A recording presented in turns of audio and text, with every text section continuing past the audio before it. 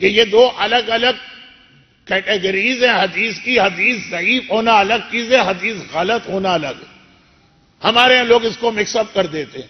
کل حدیث قدسی اور حدیث معصوم کا ذکر آیا اور یہ اسی سے ملی ہوئی ایک بات ہے, تو ہاتھ کے ہاتھ اس کو بھی یاد دہانی کے طور پر بار بار آپ علماء سے سنتے ہیں, میں خود کئی بار بتا چکا ہوں, لیکن اتنا بتانے کے باوجود ہر سال ایام اذا میں کچھ شوشے فیس بک اور واٹس ایپ اور اس قسم کے جدید کمیونیکیشن کے ذرائع میں چھوڑ دیے جاتے ہیں کہ پھر یاد دلانا پڑتا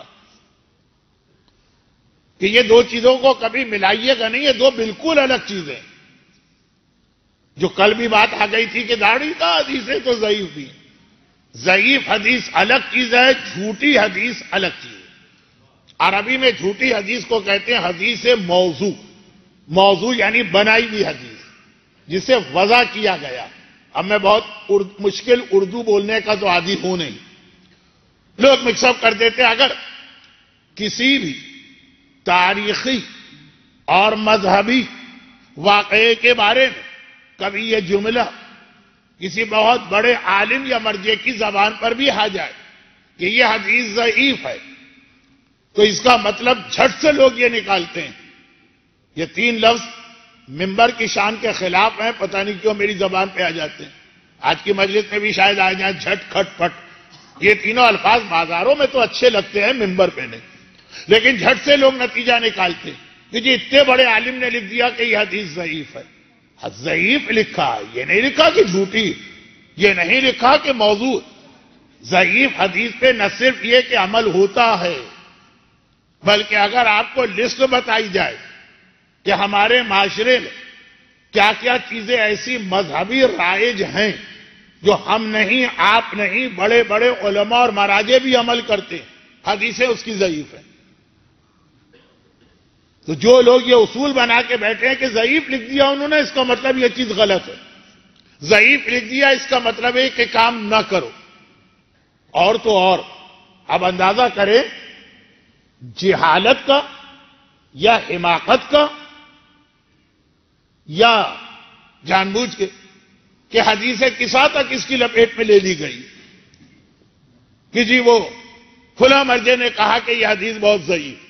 ضعیف کہا نا, مثلا اگر موضوع ہمارا کچھ اور ہے, آرگومنٹ کا وقت نہیں ہے, اور جب کل کی حدیث قدسی سے ایک ربط ملا تھا تو ایک چیز کی وضاحت کا موقع ملا, ورنہ اب وقت آ گیا کہ ہم اپنے اصل موضوع پہ آ جائیں. لیکن یہ بھی ایک خصوصیت معرفت اصحاب امام کا حصہ ہے جو لوگ پوری مجلس شروع سے سن رہے ہیں وہ سمجھ بھی رہے ہوں گے, لیکن بات ابھی واضح ہو جائے.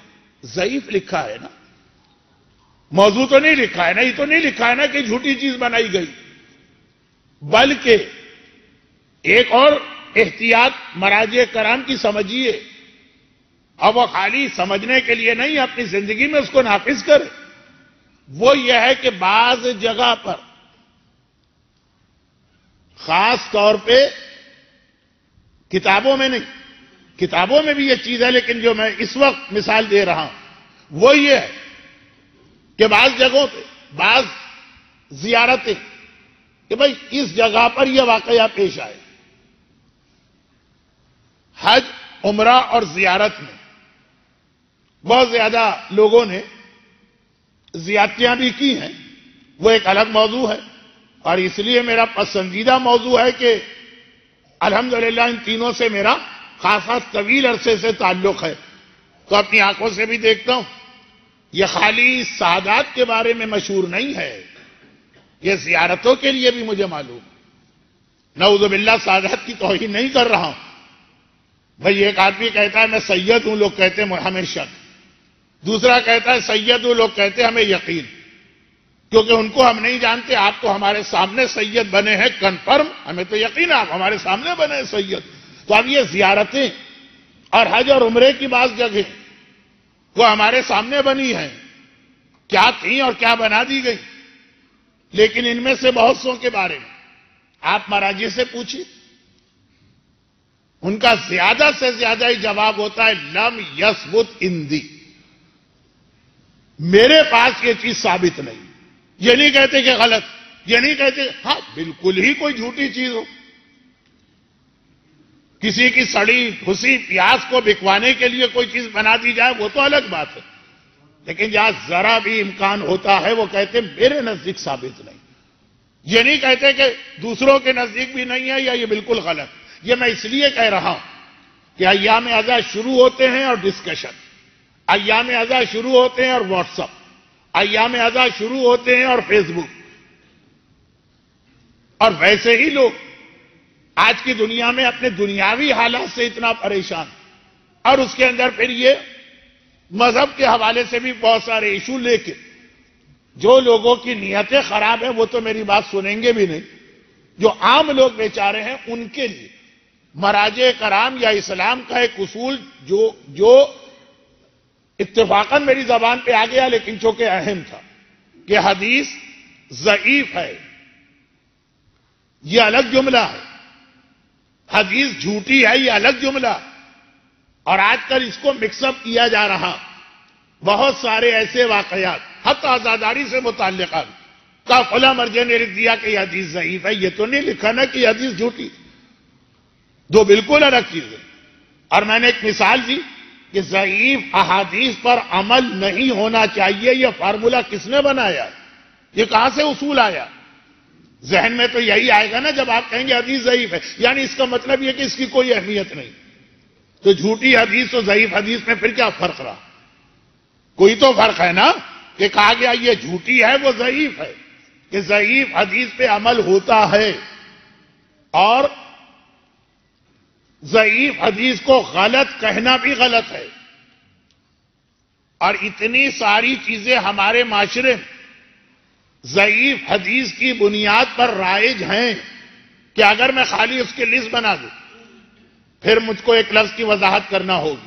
ہمارے معاشرے میں رائج ہیں. ہمارے معاشرے سے مراد عام آدمی نہیں، علماء، مجتہدین، مراجع، حجت الاسلام، آیت اللہ العظمیٰ کے عمل میں ضعیف حدیثوں پہ اتنی چیزیں رائج ہیں، کیونکہ ضعیف حدیث بھی حدیث ہے. میں اور کوئی مثال نہیں دیتا ہوں، ذہن کہیں اور چلے جائیں گے، گرچہ جہاں آپ کے ذہن جائیں گے وہ بھی میں لے جانا چاہتا ہوں.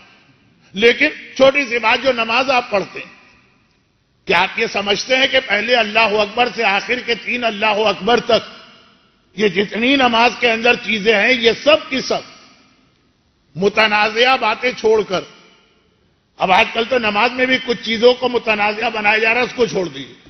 جو چیزیں بالکل متنازعہ نہیں، سمع اللہ لمن حمدہ کہنا، 2 سجدوں میں کے بیچ میں استغفر اللہ ربی واتوب الیہ کہنا، کیا آپ یہ سمجھ رہے ہیں کہ ان میں سے ہر چیز معتبر یا صحیح حدیث سے آئی ہے؟ تفصیل میں جانا نہیں چاہتا، آپ کنفیوز بھی ہو جائیں گے اور بات بہت پھیل جائے گی اور پورا عشرے کا عنوان کچھ اور بن جائے گی. کئی چیزیں اس کے اندر ضعیف ہیں نماز کے اندر، مگر ضعیف کا مطلب جھوٹ نہیں، ضعیف کا مطلب غلط نہیں. اور یہ والی نماز جو ابھی آپ اور ہم پڑھتے ہیں، یہی نماز تو علماء پڑھتے ہیں، یہی تو مجتہدین پڑھتے ہیں، یہی تو مراجع پڑھتے ہیں.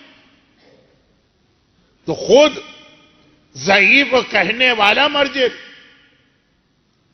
اسی پہ عمل کرتا ہے، کیونکہ یہ ایک علمی مسئلہ ہے کہ ضعیف حدیث کہاں کہاں عمل ہوگا، کہاں پہ عمل نہیں ہوگا. اور یہ کون طے کرے گا؟ جس کی آپ تقلید میں، اور تو کسی کو اختیار نہیں ہے طے کرنے کا. برحمتک یا ارحم الراحمین وصلی اللہ علی محمد وآلہ الطاہرین.